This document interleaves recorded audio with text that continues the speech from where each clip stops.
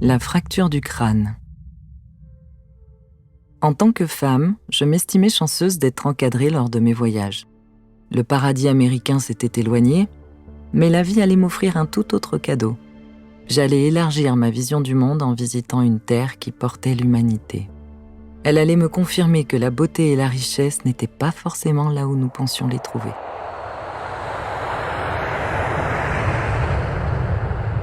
Dakar, Sénégal. Ma première escale de 3 jours en direction de Dakar a été marquante. Pendant le vol, je répondais à la demande d'un passager lorsqu'un Sénégalais claqua des doigts pour m'interpeller.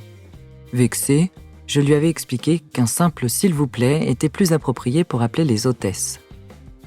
Quelques minutes plus tard, alors que je me dirigeais vers l'arrière de l'appareil, un autre Sénégalais fit exactement la même chose. Je réitérai mes propos tout en me disant que ces gens manquaient terriblement d'éducation. Après 6 heures de bons et loyaux services, nous avons enfin atterri à Dakar, en plein milieu du rallye Paris-Dakar.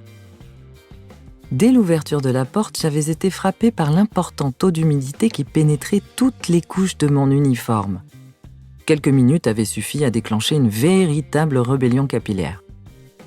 Chacun de mes cheveux s'échappait un à un de mon chignon en remplaçant le côté impeccable par un côté nettement plus sauvage. Après 30 minutes de navette, nous sommes rentrés dans le somptueux hôtel Méridien, dont je sillonnais les vastes couloirs tout en me délectant de la chance d'être ici. Toutefois, en observant ces nombreux occidentaux du rallye, j'avais la vision frappante des Blancs servis par des Noirs. J'avais eu la désagréable sensation d'un retour dans le passé à l'époque des traites négrières. Cette image m'avait laissé une impression étrange. Ce ressenti s'expliqua lors de notre visite sur l'île de Gorée, sur laquelle avaient été déportés de nombreux esclaves. Cette terre avait gardé les traces d'une lourde histoire. Lors de notre première soirée, nous étions partis nous restaurer dans une petite brasserie locale, dans laquelle j'avais constaté que chaque Sénégalais claquait des doigts pour appeler les serveurs. L'embarras m'avait submergé. Si mon ego avait été piqué en percevant ce signe comme un manque de respect, il s'agissait simplement de leur culture et c'était une manière bien à eux de demander.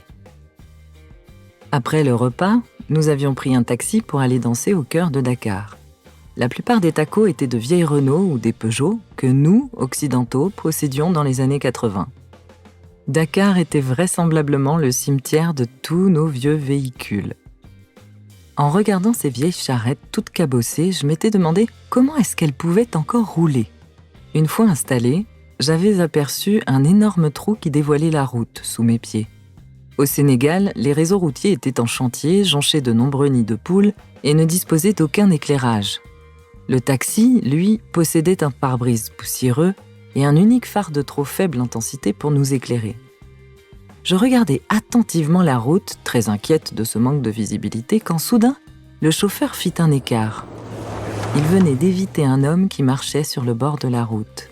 Bizarrement, le chauffeur de taxi paraissait détaché, contrairement à moi qui me trouvais dans un état de frayeur extrême. J'étais l'occidental qui voulait tout maîtriser et il était l'intuitif qui vivait sereinement au présent. Il avait confiance en la vie et mon besoin de contrôle démontrait plutôt l'inverse.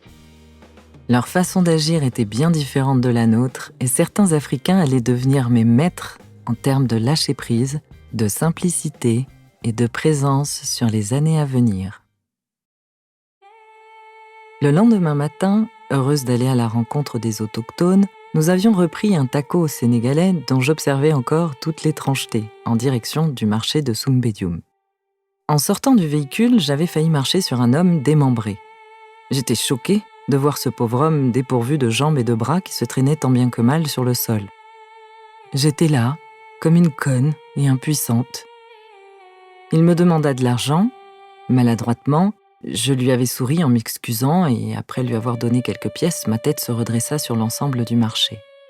Le temps se figea.